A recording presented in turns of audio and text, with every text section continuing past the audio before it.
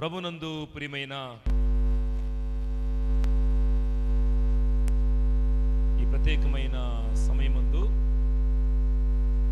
మరొక పర్యాయం ఈ రీతిగా మీ మధ్యలో దేవుని మాటలు తెలియచేసేటువంటి ఈ తరుణము దేవుడు ఇచ్చిన విధానాన్ని బట్టి దేవునికి మొదటగా నేను కృతజ్ఞతలు తెలియజేస్తున్నాను. అదే సమయంలో దేవుని మాటలు వినాలనే ఆశతో ఈ రీతిగా విచ్చేసి ఉన్నటువంటి వాక్యం వింటున్న ప్రతి ఒక్కరికి కూడా ప్రభుపక్షముగా నా హృదయపూర్వకమైన వందనాలు మరియు శుభములు మీకు తెలియజేస్తూ ఉన్నాను.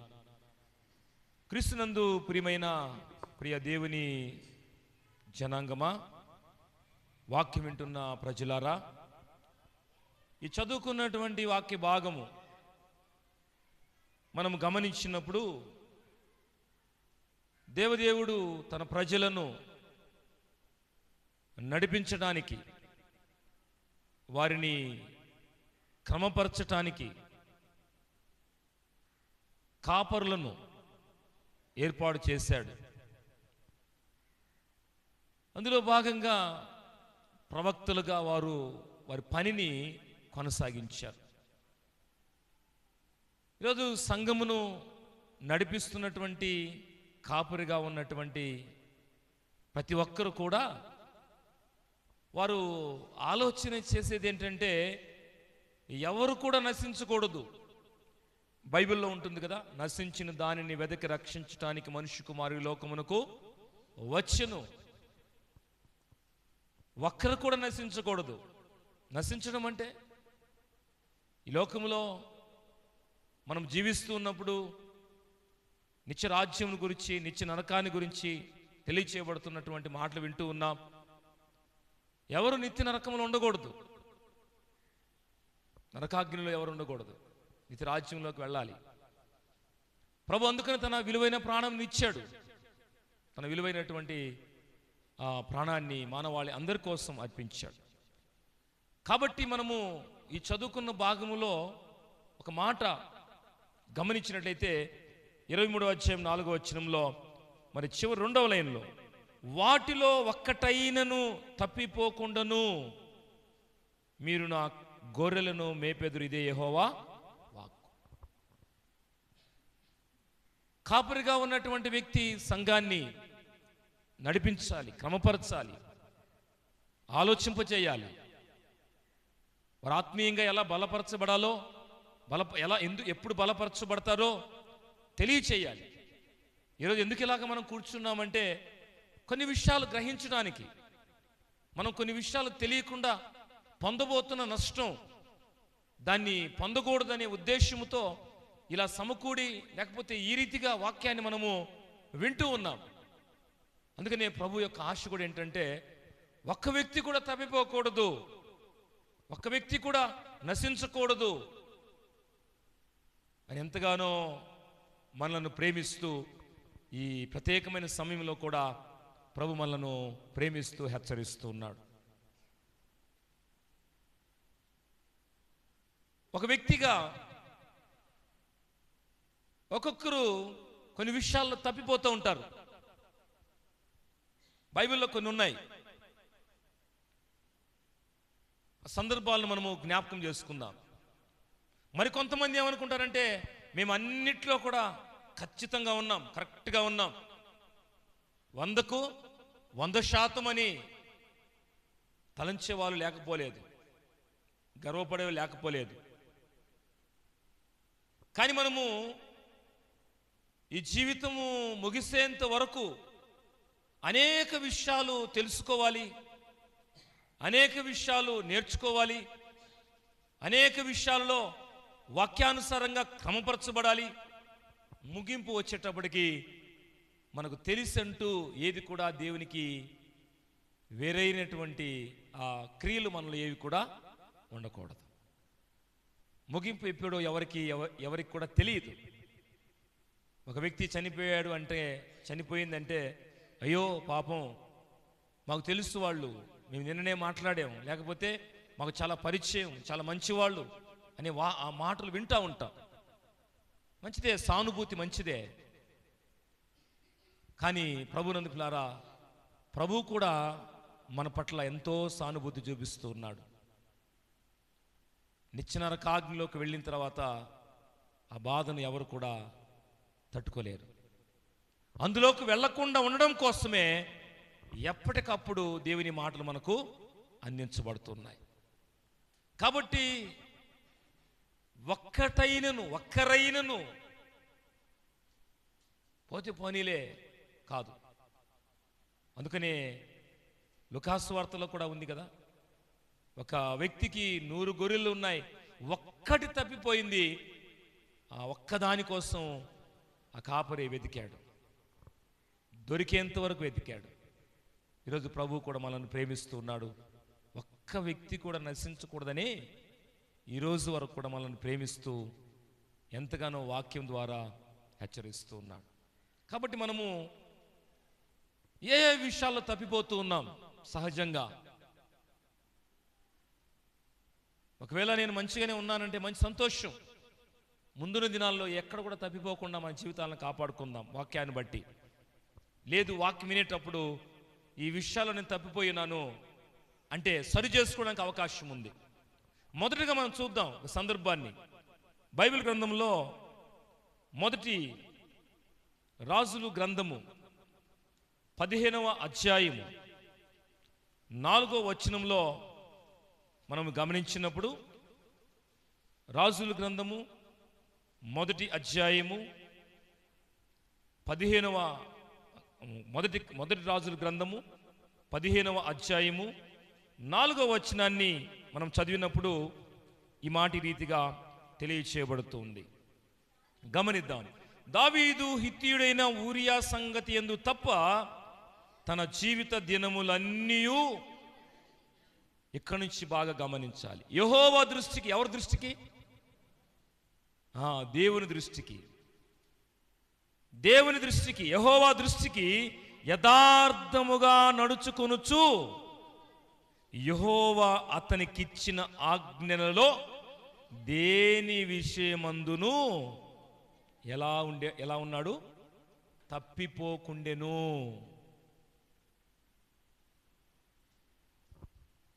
ప్రభువును ఎరుగనప్పుడు, వాక్యము తెలియనప్పుడు, మందిరముకు రానప్పుడు, ఎవరి ఆలోచనలు, ఒక వ్యక్తి యొక్క ప్రభావం వారి మీద పడవచ్చు, వారు చెప్పినట్టు వినొచ్చు. దేవుని యొక్క క్రమములోకి వచ్చిన తర్వాత, వాక్యపు క్రమములోకి వచ్చిన తర్వాత ఎవరి దృష్టిలో యథార్థత? దేవుని దృష్టిలో. మనం ఏమనుకుంటామంటే, నేను ఎంత మంచోడిని, ఎంత మంచిదాన్ని, నా అంత మంచి వ్యక్తి ఇంకొకరు లేరు అని మనల్ని మనమే పొగుడుకుంటాం, శబాష్ అనుకుంటాం. మనం లేరా అలాంటి వాళ్ళు? కొన్ని పర్యాయాలు కొంతమంది కొన్ని సందర్భాల్లో మాట్లాడుతూ ఉంటారు, మా కుటుంబమే, మా బిడ్డలే, మా ఊరే, మా ప్రాంతమే. ఈ రీతిగా కొంతమంది వారి జీవితాలలో వారి గురించి గొప్పగా చెప్పుకోవడానికి కోసం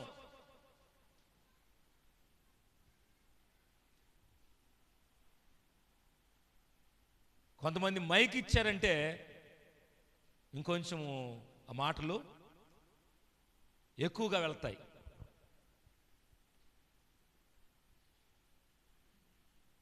వరే, మన గురించి తెలిసిన వారు మన గురించి ఒకవేళ మనం ఈ మాట చెప్తే ఎంతవరకు అది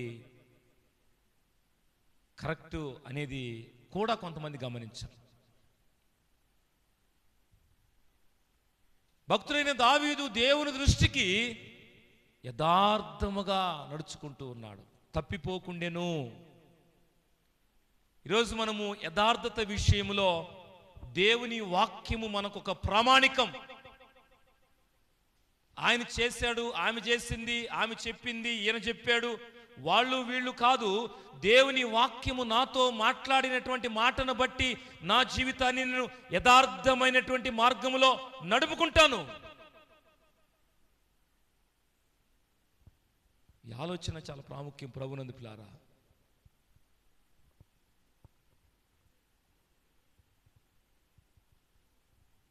మోసము ఈ రోజుల్లో ఎక్కువ మందిలో, అన్యాయము అనేకులలో పెరిగిపోతూ ఉంది. యథార్థత ఉండడం లేదు. యథార్థతను గురించి బైబిల్ గ్రంథంలో ఎన్నో విషయాలు ఉన్నాయి.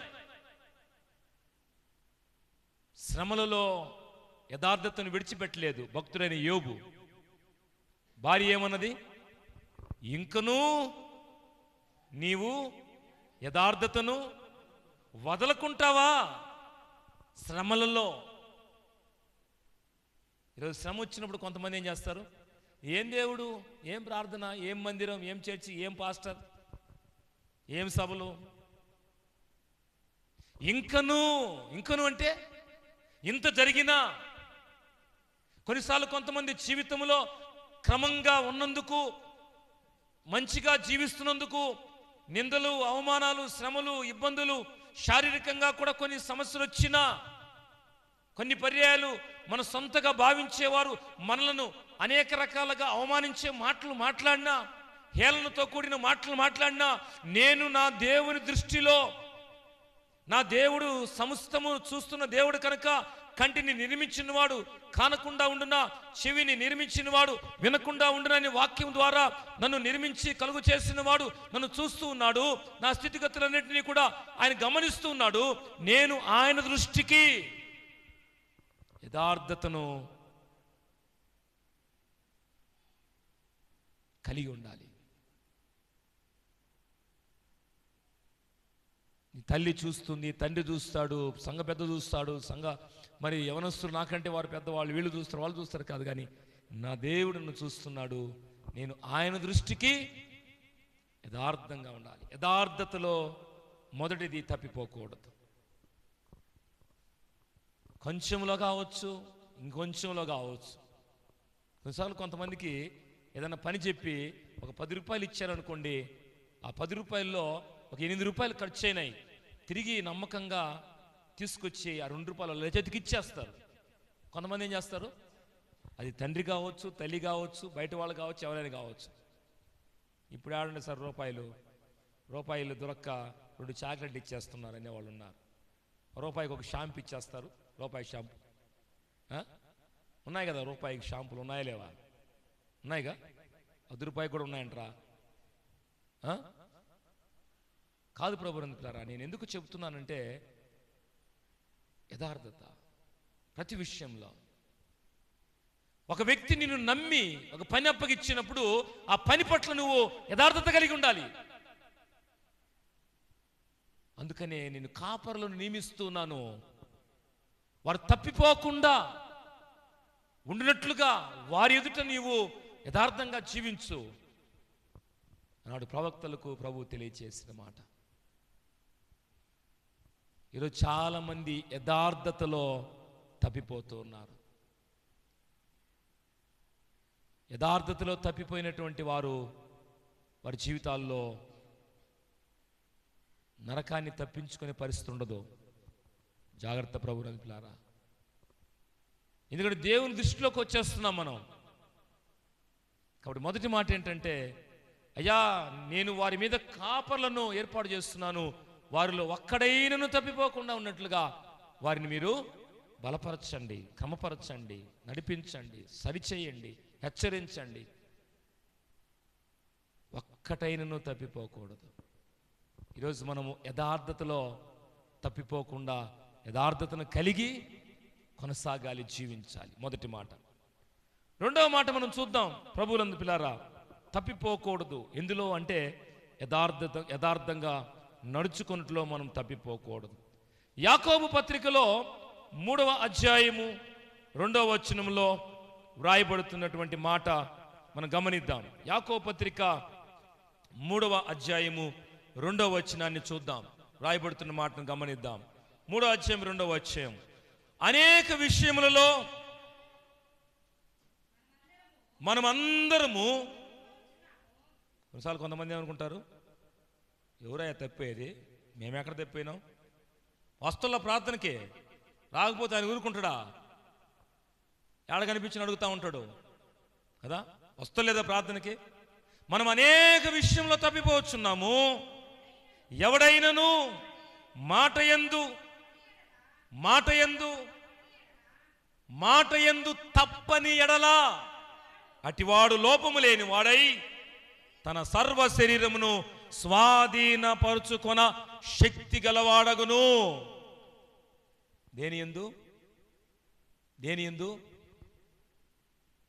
మాటలేదే, మీకు మాట ఉందా లేదా? దేనిని తప్పిపోకూడదు, దేని యందు అదే లేదే, అదే మనం చెప్పుకునేది కూడా. ఇప్పుడు ఏం లేదు మన నోట్లో, ఇప్పుడు మాట యందు. మాట ఇస్తారు చాలామంది. వివాహ సమయాల్లో భార్యాభర్తలుగా ప్రమాణం చేసేవాళ్ళు మాటిస్తారు. అలాగే కొన్ని పర్యాలు అప్పు తీసుకునే వాళ్ళు మాటిస్తారు. కొన్నిసార్లు కొన్ని ఒప్పందాలు చేసుకునే వాళ్ళు మాటిస్తారు. మాట యందు మనం ఎలా ఉండాలి? తప్పిపోకూడదు. ఎవడికి చెప్పుకుంటావు చెప్పుకోపో, నీ చేతనైతే కదా. ముందు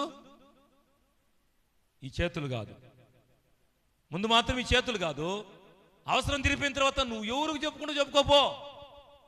దేనిందు తప్పిపోతున్నావు నువ్వు? ఒకవేళ ఆ వ్యక్తి ఎవరికి చెప్పుకోలేకపోవచ్చు, దేవుడికి చెప్పుకుంటాడు. దేవుని ద్వారా వచ్చేటువంటి నష్టము ఆ వ్యక్తి ఇక మళ్ళీ బయటికి రాలేడు. యథార్థత ఎంత ప్రాముఖ్యమో, యథార్థతలో మనం తప్పిపోకూడదు. అదే సమయంలో మాట యందు మనము తప్పిపోకూడదు. ఉదయం ఒక మాట, మధ్యాహ్నం ఒక మాట, సాయంత్రం ఒక మాట, మందిరంలో ఒక మాట, మందిరపు వెలుపల ఒక మాట. దేవుని మందిరంకి వచ్చే వాళ్ళు మనము చాలా విషయాల్లో తప్పిపోతున్నామేమో. అందులో ప్రధానంగా మాట విషయంలో నువ్వు తల్లిదండ్రులకు మాటిస్తున్నావు, తండ్రి దగ్గర మాట చెబుతున్నావు, ఉపాధ్యాయులకు మాటిస్తున్నావు, నీ యజమానుల దగ్గర మాటిస్తున్నావు, నువ్వు పనికి వెళుతున్న వ్యక్తి దగ్గర మాటిస్తున్నావు. మాట ఇచ్చిన తర్వాత మాట్లాడినటువంటి ఆ పెదము ద్వారా బయటకు వచ్చిన మాట దేవుడు మొదటగా నీ ముందు, అధికారి కంటే నీకు ముందు నువ్వెవరు చెబుతున్నావు వారి కంటే దేవుడు విన్నాడన్నమాట. నువ్వు చేయలేనప్పుడు చెప్పవద్దు, అలా ప్రవర్తించినప్పుడు నీవు జాగ్రత్త. అనేకులు ఎక్కడ తప్పిపోతున్నారు? మాటలో తప్పిపోతున్నారు. అందుకనే మాట్లాడే ముందు కొంచెం ఆలోచన చేసి, ఆవేశంతో వద్దు, ఆలోచన చేసి మాట్లాడదాం. మన బిడ్డ భవిష్యత్తు విషయమైనా, లేకపోతే మనం చేసే పని విషయంలోనైనా, ఎక్కడ ఏ తీర్మానం తీసుకోవాలన్నా కొంచెము ఆగి మాటిద్దాం. మాట తప్పుతున్న వారు చాలామంది ఉన్నారు.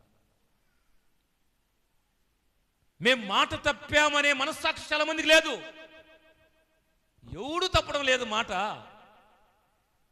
అదిగో ఆయన ఆ మాట చెప్పాడు, ఆయన చేశాడా? ఇదిగో ఈమె మాట చెప్పింది, ఆమె చేసిందా? ఈ క్వశ్చన్లు వేసుకుంటూ వారి జీవితాన్ని ఇంతవరకు కొనసాగించేవారు అనేకులు. వారి కోవలో మనం ఉన్నామేమో. దేవుని మందిరము, వాక్యం ఎందుకంటే మనం యథార్థతలో తప్పిపోకూడదు, మాట యందు మనము తప్పిపోకూడదు. అప్పుడప్పుడు నేను కూడా కొంతమందిని కుటుంబాలు దర్శిస్తూ వాళ్ళని, అయ్యా ప్రార్థనకు అంటే వస్తాను సార్, రాకుండా ఎందుకుంటాం సార్, పాస్టర్ అయ్యా ఎందుకు రాకుండా ఉంటాం మేము అంటే, వాళ్ళకి మాట నేర్పతనవచ్చు. ఈ మాట మాట్లాడితే అనే భావం వాళ్ళలో, మాట్లాడేవాళ్ళు మీరు కాదు, వినేవాళ్ళు మీరు కాదు, మాట్లాడేవాళ్ళ భావము. మేము ఎందుకు రాము సార్, ఎందుకు రాము, మేము వస్తాము. ఎవరి దగ్గర మాట ఇచ్చావో ఆ మాట ప్రకారం మరొక ఆదివారము, లేకపోతే మాట ప్రకారం మరొక సమయంలో నీవు దేవుని సన్నిధిలో సేవకునికి చెప్పిన మాటను, సేవకుని దగ్గర చెప్పిన మాటను గౌరవించి వస్తే అది ఎంతో మేలుకరం. కొంతమంది సూటిగా చెప్తారు, మేము రాము సార్ అంటారు. ఏ ఇబ్బంది లేదు, బలవంతం లేదు కదా. ప్రభు కూడా బలవంతంగా, ఈరోజు చాలామంది ఏమనుకుంటారంటే బలవంతము మత మార్పిళ్ళు, బలవంతము మార్పులు, బలవంతంగా మారమని ఊరు చెప్పడం లేదే.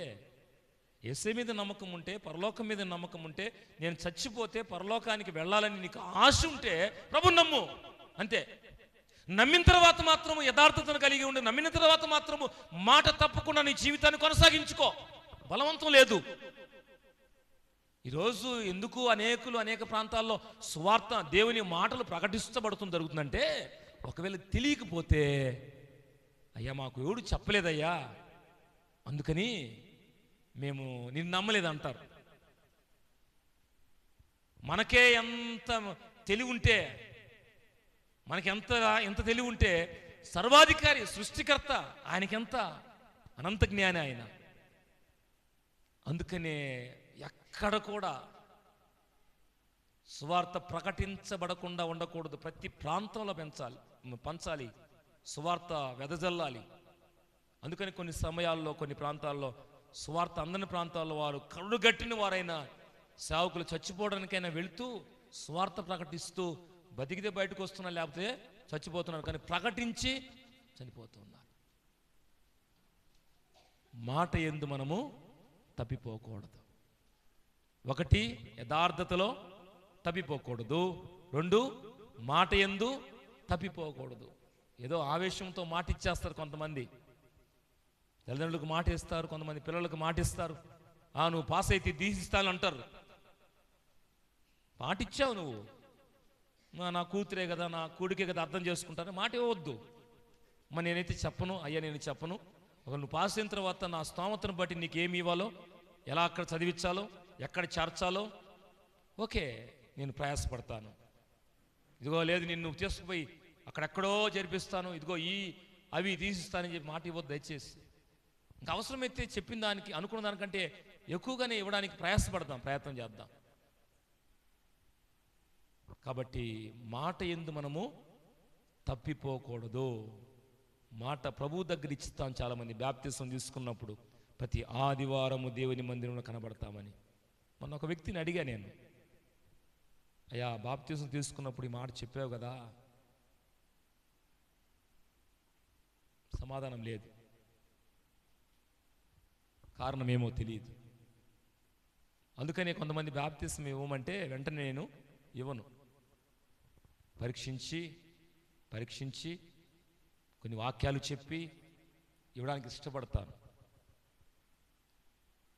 కాబట్టి ప్రభునందు ప్రియమైనటువంటి సహోదరి సహోదరులారా, ఎవరు కూడా తప్పిపోకూడదు. ఒక్కడైనను తప్పిపోకూడదు. భౌతికంగా కాపరి మందను కాయుచున్నప్పుడు ఒకడు పోతే పోయిందిలే అనుకోడు. ఆ తప్పిపోయిన దాన్ని క్రమపరచడం కోసం కొంత ప్రయత్నం చేస్తాడు. ఈరోజు కాపరి కూడా, సంఘము నడిపించేటువంటి సేవకుడు కూడా ఎవరు ఏ విషయంలో తప్పిపోతున్నారో వారి కోసం ప్రార్థన చేస్తూ, చెప్పగలిగినప్పుడు దేవుని వాక్యం ద్వారా వారికి తెలియజేస్తూ కొనసాగుతూ ఉంటాడు. కాబట్టి యథార్థతలో మనం తప్పిపోకూడదు, యథార్థతను కలిగి ఉండాలి. రెండవది, మాట ప్రభు దగ్గర ఇచ్చిన మాటని గమనించి నువ్వే మాట అయితే చెప్పావో మాట కట్టుబడి కొనసాగాలి ప్రభునందు. ప్రియమైన సహోదరి సహోదరుడా, మరొక మాట మనము జ్ఞాపకం చేసుకుందాం. బైబిల్ గ్రంథం నుంచి హెబ్రీ పత్రిక 10వ అధ్యాయము 24వ వచనాన్ని మనం గమనిద్దాం. చాలా ప్రాముఖ్యం. హెబ్రీ పత్రిక 10వ అధ్యాయము 24వ వచనం, 10:24. 10వ అధ్యాయము 24వ వచనం మొత్తం కలిసి ఉండొచ్చు, దాన్ని మీరు చదవండి, జ్ఞాపకం చేసుకుందాం. హెబ్రీ పత్రిక 10వ అధ్యాయము 23 నుంచి కలిసి ఉంటుంది, కానీ మనము 24 చదువుదాం. కొందరు మానుకొనుచున్నట్టుగా సమాజముగా కూడుట మానక ఒక్కరినొకడు హెచ్చరించుచు ఆ దినము సమీపించుట మీరు చూచిన కొలది మరి ఎక్కువగా అలాగూ చేయొచ్చు. ప్రేమ చూపుటకును సత్కార్యములు చేయుటకును ఒక్కనికొకడు పురికొల్పవలనని ఆలోచింతుము. ఏం మానకూడదు? మానకూడదు.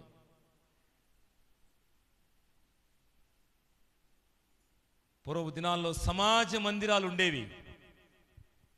వాటిని సునగోగులని కూడా పిలిచేవాళ్ళు.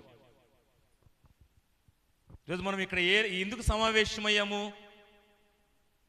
సమావేశమయ్యాము?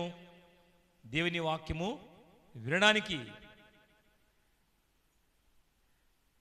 ప్రతి వారము కూడా ఇలా సమాజముగా కూడుట మనము మానకూడదు.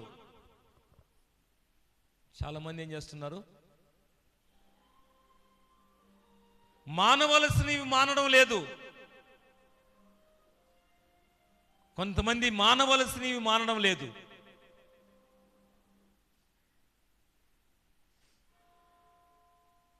కొన్ని ఇబ్బందికరమైన పరిస్థితులున్న అలవాట్లు, ఇంకొంతమంది రకరకాలైనటువంటి ఉపయోగము లేనటువంటి ఆచార సంబంధమైనవి కొన్ని. చాలా చెబుతూ వచ్చాను మీకు ఇంతకుముందు కూడా ఎన్నో విషయాలు.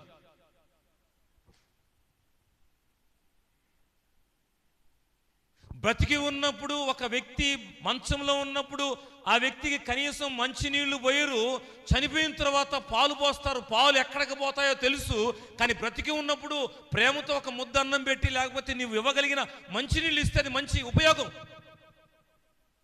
చెప్పుకోవడానికి బాగుంటుంది, అయ్యా మేము ఏదో చూడగలిగిన చూసామని కదా. వాటిని మానాల్సినవి మానడం లేదు. కానీ దేవుని మందిరంలో ఇలాంటి మాటలు చెప్పే దేవుని మందిరాన్ని మానేస్తున్నారు. దేవుని మందిరం మానేసిన వాళ్ళకి ఏవేవో మానవలసినవి మానకుండా ఉంటే వాళ్ళకు వచ్చేటువంటి ప్రయోజనము ఏది కూడా లేదు. ప్రభువులారా, చాలాసార్లు చెబుతూ వచ్చాను కదా మీకు. అవసరమైతే నలుగురు కూడా వేసుకుంటారు. అయ్యా పోయొద్దాం నాడికి, ఈరోజు 3వ రోజు కదా, పోయొద్దాం రా. నువ్వు పోస్తే యాడికి పోతాయో తెలుసు నీకు కదా.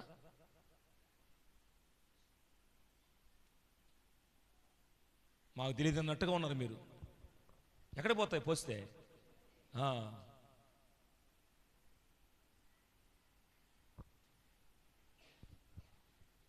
ఏం చేస్తాం మనం? మనకు బర్రెలు ఉన్నాయి కదా, చిక్కటి పాలి అయ్యా, నీళ్లు పోయేవా దాంట్లో కల్తీ వద్దు. కల్తీ వస్తే మళ్ళీ ఆయన కోపం వస్తుందేమో, ఆయనకి నీళ్ళు పోసి తీసుకొచ్చారు పాలని కోపం వస్తేమని చక్కటి పాలు చేసుకుపోయి మట్టి పాలు చేస్తాం. బతికున్నప్పుడు పాలు తర్వాత సంగతి, నీళ్లు పోయాలంటే ఓర కేకలేస్తూ ఉంటావు. చచ్చిపోయినా పర్లేదే, చచ్చిపోయినా బాగుండేదే కదా.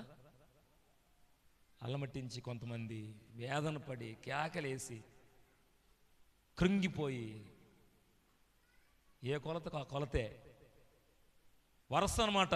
నువ్వు నీ తల్లిదండ్రులు చూడకపోతే రేపు నిన్ను అదే వరుస. మొత్తం లెక్కే. చాలామందికి ఇది అర్థం కావడం లేదు. మాకు వయసు ఉంది, మేము తిరగగలుగుతాం, నడవగలుగుతాం, మా దగ్గర డబ్బు ఉంది.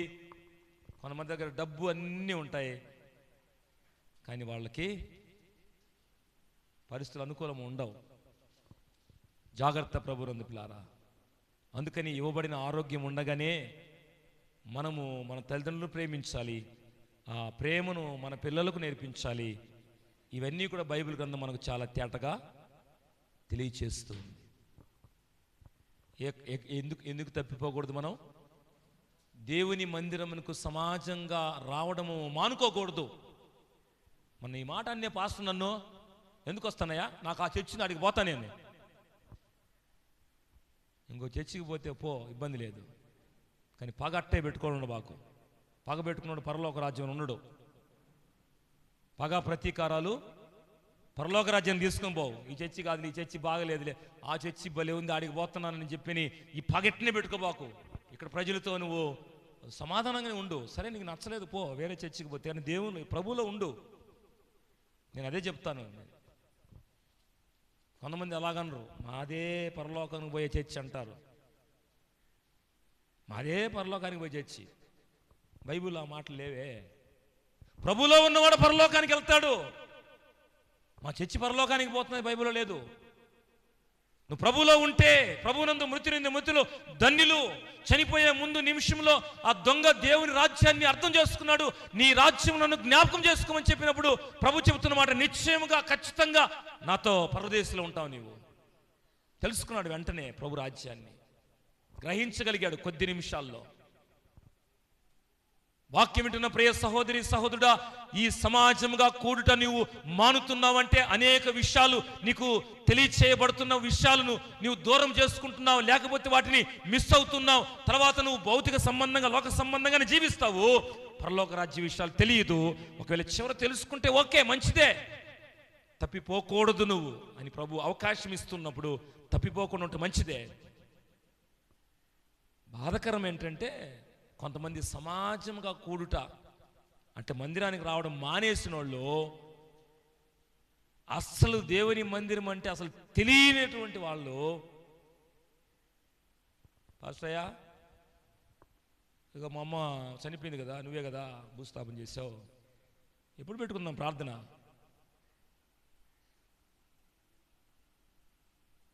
ప్రార్థన పెట్టుకోకపోతే ఏమవుద్ది? ఏమవుద్ది? ఏమవుద్ది?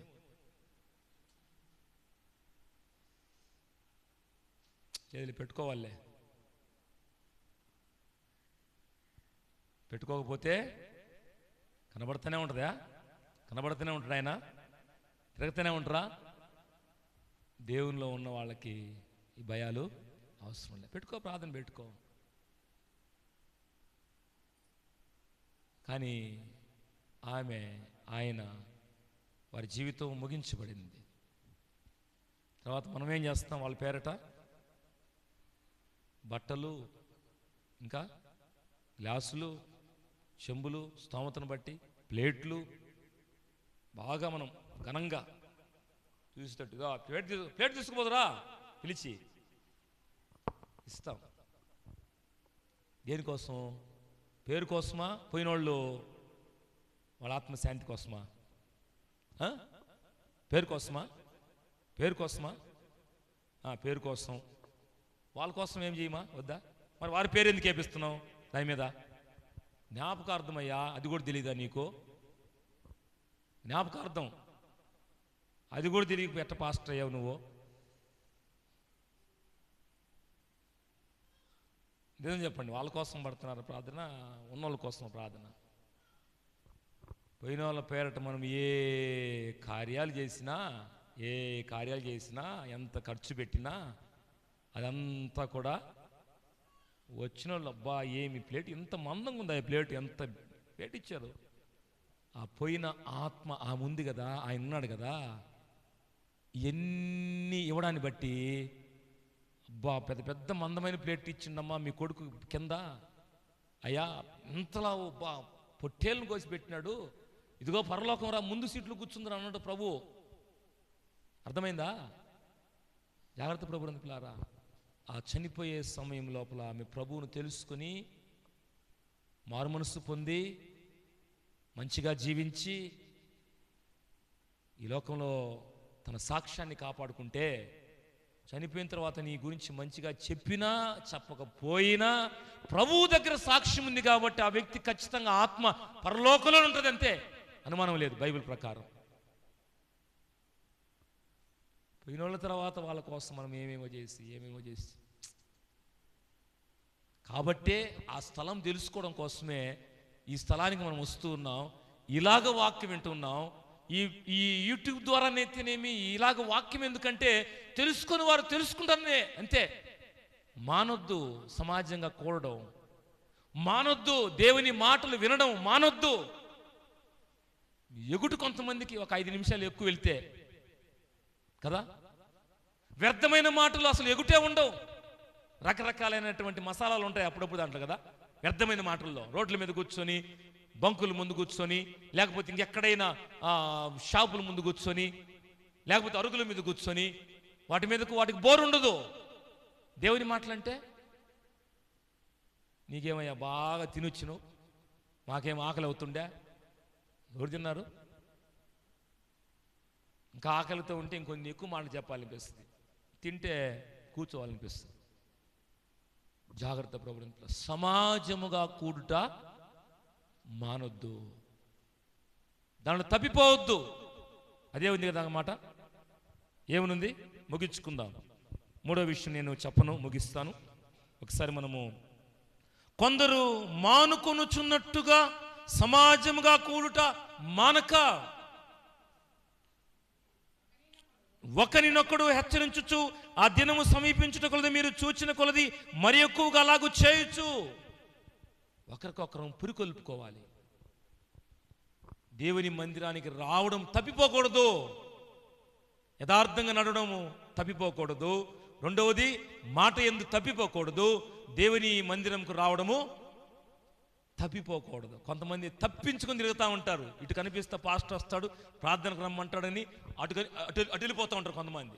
ఇంకొంతమంది అటు పోతా చూస్తూ ఉంటారు, నన్ను చూడలేదులే పాస్టర్, వెళ్ళిపోతూ ఉంటాడు. ఎవరికి నష్టం?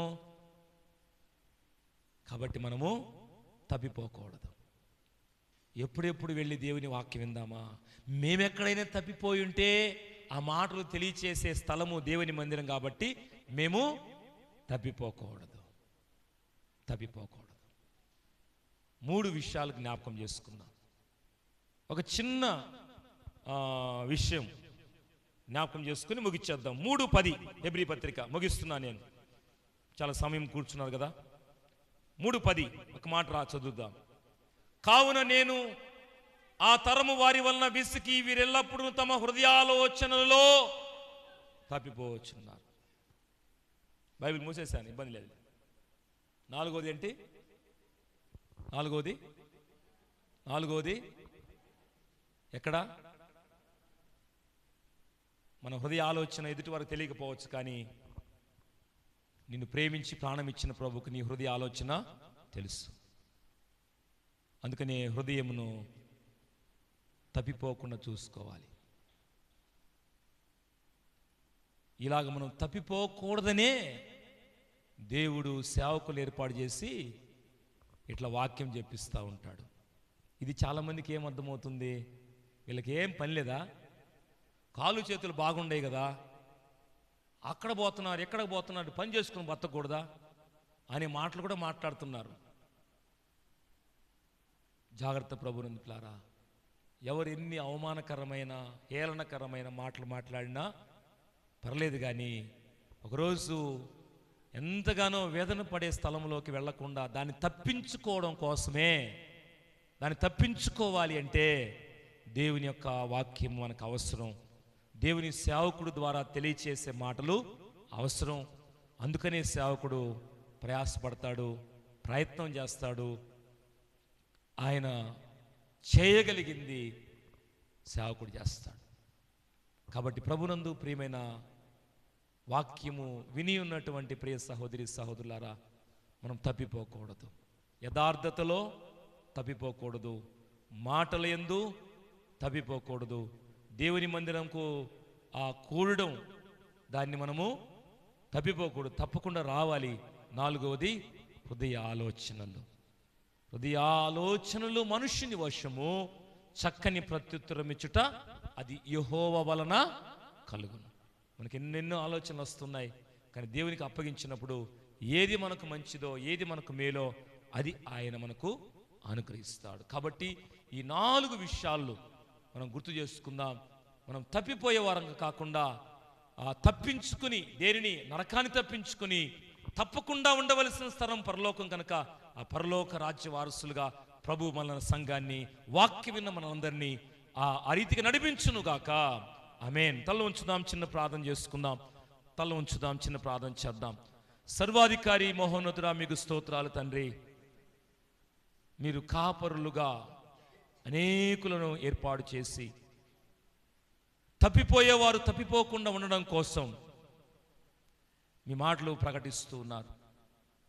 మేము ఎక్కడ తప్పిపోతున్నామో మీరు మాకు మరొకసారి జ్ఞాపకం చేశారు. యథార్థతలో తప్పిపోయేవారంగా ఉంటే ఈ రోజు నుంచి అలా కాక యథార్థతను కలిగి మీ మార్గంలో కొనసాగినట్లుగాను, మాట యందు ప్రభువా మీ దగ్గర మేము మాట్లాడిన విధానాన్ని గమనించాలి ప్రభు. ఎందుకంటే నీవు సర్వాంతర్యామివి, సర్వసృష్టిని సృజించిన దేవుడు. అదే సమయంలో దేవా, సమాజంగా కూడడం, మమ్మల్ని ఎవరు పిలిచేవారు లేరు, పాస్టరే పిలిచి పిలిచి అలిచిపోయాడని కాకుండా, అయ్యా నేను మానటం వలన నాకు నష్టం, నేను తప్పించుకోకూడదు, నేను పరిగెత్తి మందిరానికి వెళ్ళాలి.